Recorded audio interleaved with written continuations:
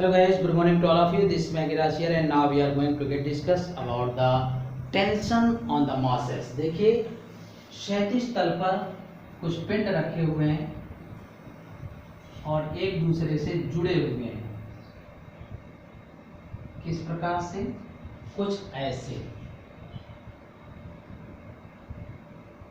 ये M1 है, ये M2 है और ये M3 है और ये किसी एक समूह बल F है, कॉमन फोर्स F से इसको खींचा जा रहा है तो इनका त्वरण ऐसे होगा।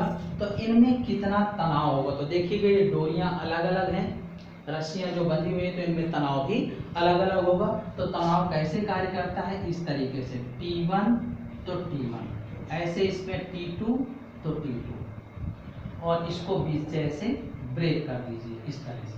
अब हम इनके अलग अलग FBD बना दीजिए।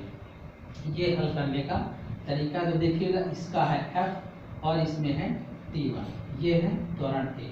ऐसे ही ये है T1 और इसका है T2 और ये A से, और इसी तरीके से अब यहाँ सिर्फ T2 बचा और त्वरण A।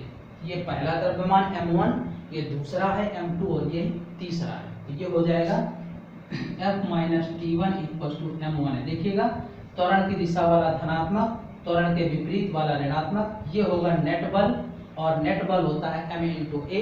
ये पहला पिंड है तो M1 है। ऐसे दूसरे का हो जाएगा T1 minus T2 equal to M2A और तीसरे का हो जाएगा T2, इधर कुछ नहीं है तो आप 0 लिख सकते हैं इक्वल टू M3A।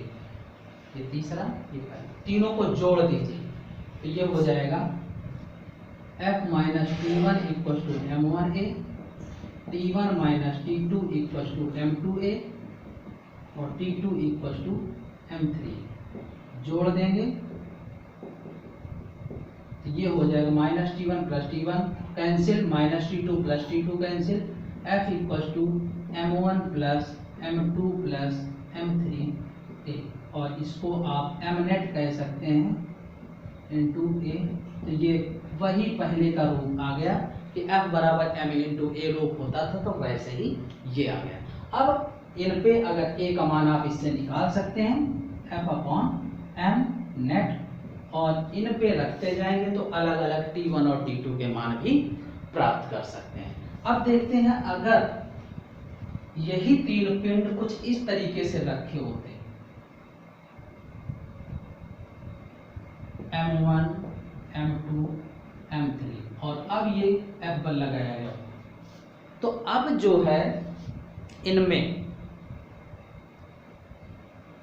तनाव की जगह प्रतिक्रियाएं काम करती, और वो कैसे काम करती तो इसको सरल तरीका हम अभी डिस्कस करेंगे हल करने का। लेकिन काम ऐसे करती, ये वाला पिंड देखिएगा, ये है M1, ये है M2 और ये है M3। तो ये जितनी प्रतिक्रिया इस पर लगाता, जैसे N1 लगाया तो ये वाला भी इस पर इतनी ही प्रतिक्रिया लगाता। ऐसे ये वाला अगर इस पर N2 प्रतिक्रिया लगा रहा तो ये वाला इस पर भी N2 लगाता। अब कौन सी प्रतिक्रिया किसके साथ यूज करनी है ये कंफ्यूजन है, तो इसको पहले की तरह हम छितरा करके ऐसे रख देंगे, फैला करके दूर दूर। ये अब देखिएगा इनमें ये N1 जैसे हमने T1 लिए थे वैसे N1 यूज करेंगे और ये हो जाएगा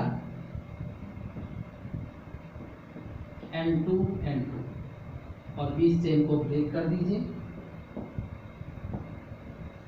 सब एक समूह बल लग रहा है तो कॉमन त्वरण होगा। और अब पहले की तरीके से देखिएगा, ये F, ये N1 और ये त्वरण, ये N1, ये N2 और ये त्वरण, और ये N2 और ये त्वरण। तो अब आपको समझ में आ गया कि कौन सी प्रतिक्रिया किसके साथ यूज करनी है। तो अब इसको हल कर दीजिए। F minus N1 M1A, N1 minus N2 M2A और इसका आ जाएगा N2 इक्वल टू M3A।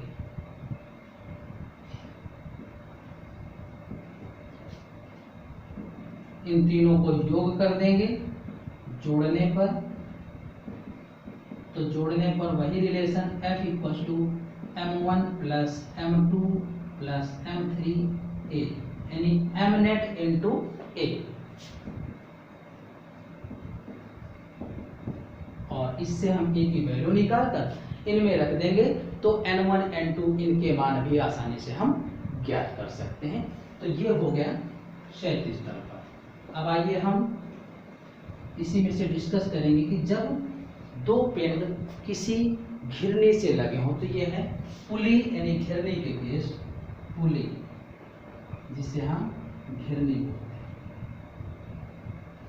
ठीक है ना।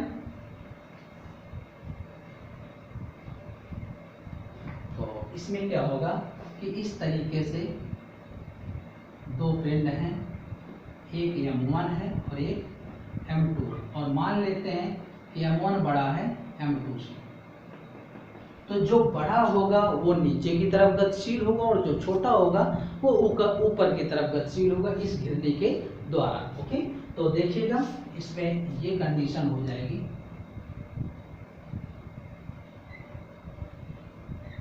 ये M1G भार है, ये M2G, ये तनाव, क्योंकि डोरी एक ही है इसलिए दोनों में तनाव समान ही रहना है, इसलिए T।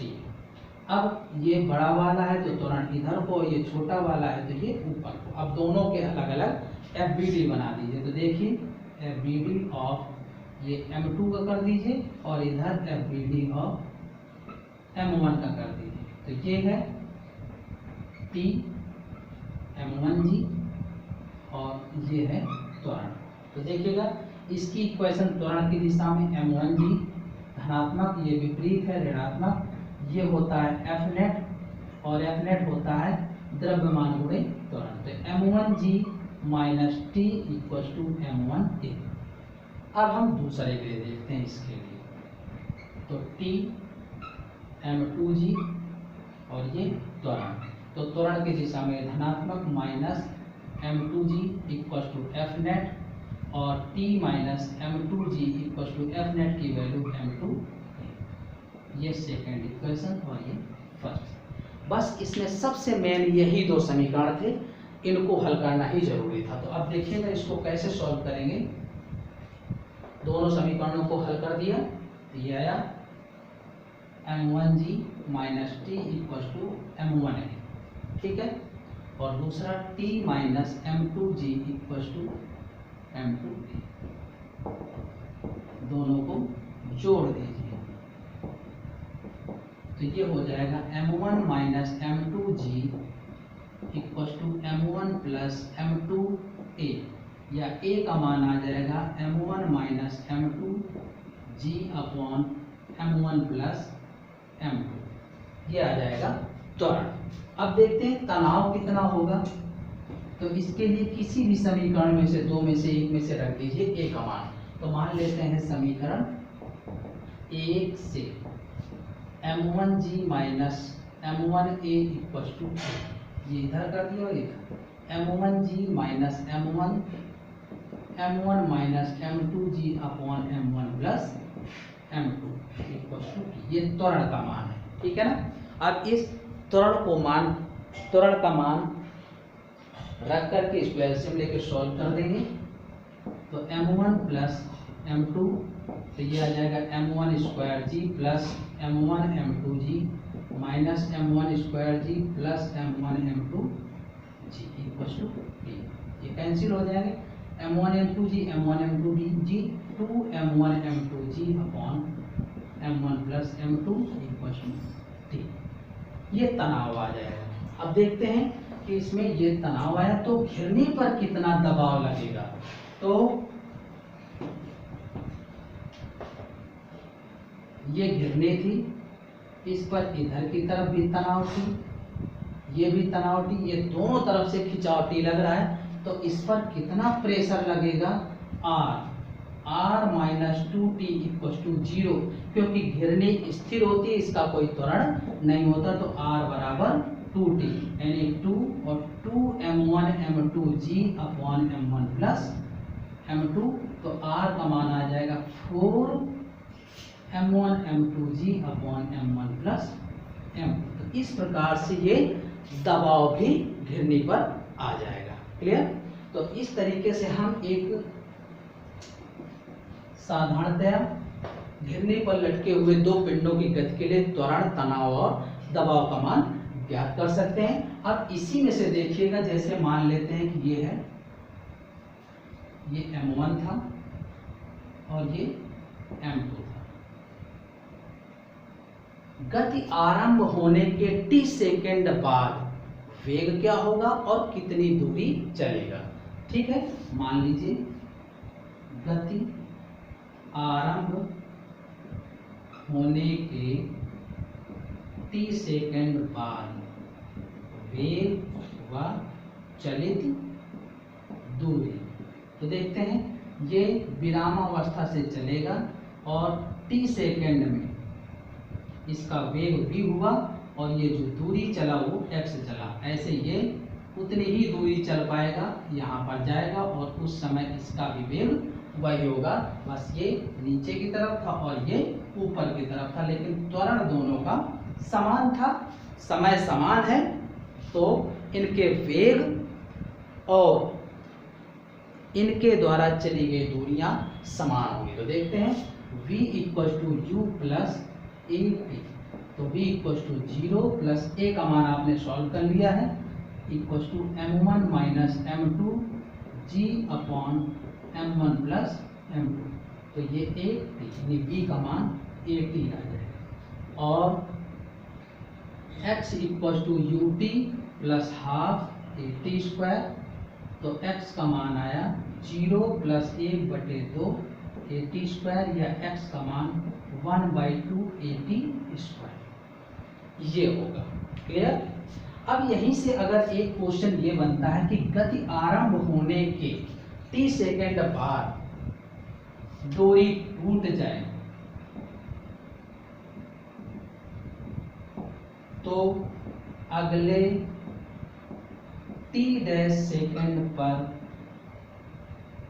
वेग व दूरी कितनी चलित दूरी होगी। तो देखते हैं कि अब ये कुछ इस तरह का कॉन्सेप्ट बन जाएगा। ये m1 था, ये m2 था, यहाँ से इन्होंने चलना प्रारंभ किया और t सेकेंड में x दूरी चल करके इसका वेग v हुआ और ये यहाँ पर आ गया था, ये भी x दूरी चला था।